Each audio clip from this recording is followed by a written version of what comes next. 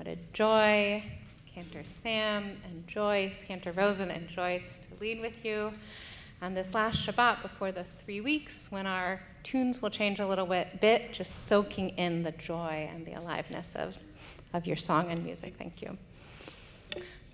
I am Cooper Berg, Master Rabbinical Intern Alana Krivo-Kaufman, and I am giving the Drashah tonight. So, last weekend, I went paddleboarding for the first time. So, if you don't know, that's the one where you stand or kneel and sort of paddle with like a big canoe paddle on a board in the water, kind of what it sounds like. So I was sure that I would fall in like a million times. I was so sure.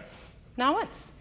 Instead, somehow, I was steady, and I felt powerful and somehow grounded, even though I was literally balancing on a board in the river. And through this experience, feeling grounded and alive and connected, I realized what a good feeling it was. And I realized kind of in a new way just how thoroughly exhausting and destabilizing it can be to just be a person right now, on a physical level, on a spiritual, a relational, and a collective level. It's exhausting. I don't know about you, but I have been alternating between deepening horror at the slide into autocracy, the kidnapping of our neighbors, the erosion of hard-won legal protections for so many people, for our transgender and non-binary beloved, so many attacks every day. Between that and maybe occasionally some romantic feeling that maybe it's all a bad reality TV show, which God willing is about to be canceled. I don't know what your fantasy is, but that's my fantasy. And the words erosion of democracy have played on a loop so many times that I wonder when or how to actually feel about it. So M. Gesson teaches that what autocratic power requires is the degradation of moral authority, not the claiming of moral high ground. The degradation of moral authority, not the claiming of moral high ground. Which leads me to wonder, for those of us, who I like to think, everyone in that room with a grip on moral authority, how do we maintain that grasp in these times? How do we stay upright, connected, stay grounded, keep paddling, whether we feel we are going upstream or downstream, or whether we even fall off? So, to this question, like so many questions, when we ask how do we keep a grip, how do we figure this out, Jewish tradition teaches us that we should drink from Torah, we should grasp it in our hands, we should turn it over and over. And conveniently, in this week's Parsha, we learn about the downfall of a blustering, overreaching king who is stymied at every turn, whose misplaced faith in the power of buying up curses crumbles in the face of blessings flowing from unexpected places. So just a quick overview to get everyone up to speed. There are 4 main characters in our Parsha. There is the king, Balak, who hires Balaam the sorcerer to curse the multitudinous people, the Israelites who are once again on the precipice of the promised land, and then there's God. 4 characters. The king, as we just heard, attempts to get the sorcerer to curse the Israelites so that he can defeat them. The sorcerer is in conversation with God throughout the entire saga, and God calls upon the sorcerer to bless the people rather than curse them, which is, spoiler alert, what happens, much to the king's chagrin. So I want us to go through and see what we can learn from this story this week in this time. The king who fears the people traversing the land, seeking sustenance and well-being, who seeks to weaken them, calls to the sorcerer, "Curse this people for me, for it is too mighty." Curse them for me. He counts on the sorcerer's unthinking obedience, capacity to be bought, and willingness to curse, to belittle, to bring about harm for the king on his behalf. Attempting to keep our balance and our grasp on morality requires us to pay close attention to when and how we are being met with this request, when and how we are being asked to curse our fellow human beings, to buy into an us or a them, to notice ways in which we might explicitly or implicitly be roped into this task of cursing. God takes quick notice of this request to curse them for me and arrives on the scene to ask Bilam the sorcerer, Mi ha'anashim ha'ela imcha. Who are literally these men with you, these emissaries to the king asking for curses, these ones asking you to cause harm? But more to the point, in my favorite translation, he asks, who are they to you? What is their relationship, those calling for destruction to you? Who are you in relationship to them? Who are you now? And who will you become in relationship to how you answer? Are they a threat to your moral integrity? Are they worthy of your time? Biblical commentator Robert Alter observes that this question is similar to when God asks Adam and Chava where they are in Gan Eden, and when God asks, where is your brother? The purpose of the question is not basic information gathering, but rather a wake-up call, a pause, a moment for self-reflection, a choice point.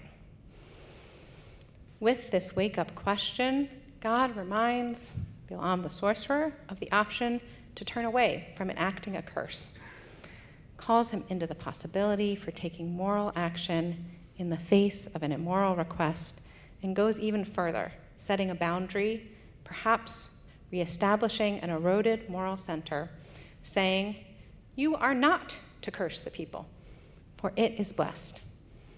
The state of being of the people is one of being blessed, of an inherent belonging, an entitlement to well-being, care and protection, to food, to water, to dignity, to due process, to belonging. However, key to our story is that God does not leave Bilam the sorcerer alone as he navigates the choppy waters of being sought out by this king to do harm. God does not leave Bilam alone ever. At every turn, God is with Bilam, accompanying him, reminding him the people are blessed, ensuring he remembers his commitments. What would it look like to remind each other that the people are blessed, to remind each other of our shared humanity and dignity in the face of constant assault? It might look something like Cantor Rosen echoing into the megaphone a prophetic sign we saw as we marched in pride: trans people are holy, block after block after block. It might look like the work that goes into ensuring that the ARC can welcome our immigrant friends and provide legal support for asylum. It might look something like calling or texting a friend to say, hi, thinking about you, I love you, or how's your day? Did you see this funny meme? Have you looked up at the sky today? I think it's still there. So in the next saga of our story, we find Bilam the sorcerer on the road. So while he refused to curse the people once, then under God's guidance, he agreed to go on the cursing mission, but not curse them and only say what God wanted him to say. So it's a tenuous, little bit confusing place. So there's Bilam on the road, and his donkey keeps veering from the path. Now the donkey can see what this professional seer, that's his job, cannot. That there is a divine messenger waving a sword directly in their path, a safety check from God to ensure that Balaam indeed does not go forth to curse. And in a truly comedic exchange between the sorcerer and his donkey, who he berates for veering off the path, Balaam threatens the donkey, and she replies, "Have you ever known me to not follow instructions?" Balaam, unfazed by the only talking donkey in all of Tanakh, replies, "No, I have not. Good point." And so when the donkey fills him in that there is a divine messenger in their path, waving a sword, suddenly he sees the danger and the warning directly in front of him, falls on the ground, cries out in recognition, "I have been unseeing until my eyes were unveiled." Balaam is humbled, recognizing that which he could not see. What would it take to allow ourselves to be humbled in this way like Balaam? Seeing, truly seeing, understanding, taking in what is happening, comprehending requires us to be in relationship and in conversation, to be willing to make an ass of ourselves, so to speak, like Balaam did in front of his donkey, not on purpose, not for the thrill of it, but rather because that's part of being human. So while there's, of course, always much formal and serious work that deserves a lot of kavod to be done in fighting authoritarianism, there is something about this absurd interlude between the sorcerer and the donkey which reminds me that absurdity, the capacity to be wrong, to make a fool of oneself in a safe environment, may also be a key to the type of collective resilience and creativity that we desperately need. One of my favorite listens in this past year was a conversation between Ezra Klein and Sheila Liming about hanging out with people, hanging out as an antidote to loneliness, a corrective to the loneliness epidemic that has been deepening in our society. And there was something really blissful about listening to a very serious journalist and a very serious academic wax poetic about hanging out, just hanging out, the joys and discomforts and benefits and skills. And it made me think about Shabbat Shalem when the building is open all day, about the type of hanging out that can happen milling before or after services, about time that can just unfold with friends without planning or texting, and how that space can have such potent possibility for creativity and curiosity and learning. How can we protect and create that kind of space for ourselves and each other?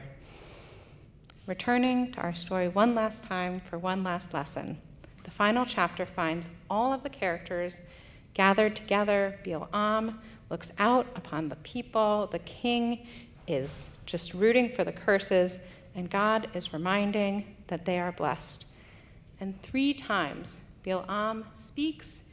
Each time the king expects a curse. Each time comes a blessing, each more beautiful and deeper than the next, ending with Ma tovu ohalecha Yaakov. How lovely are your tents, O Jacob, your dwelling places, Yisrael. Balaam simply speaks the truth.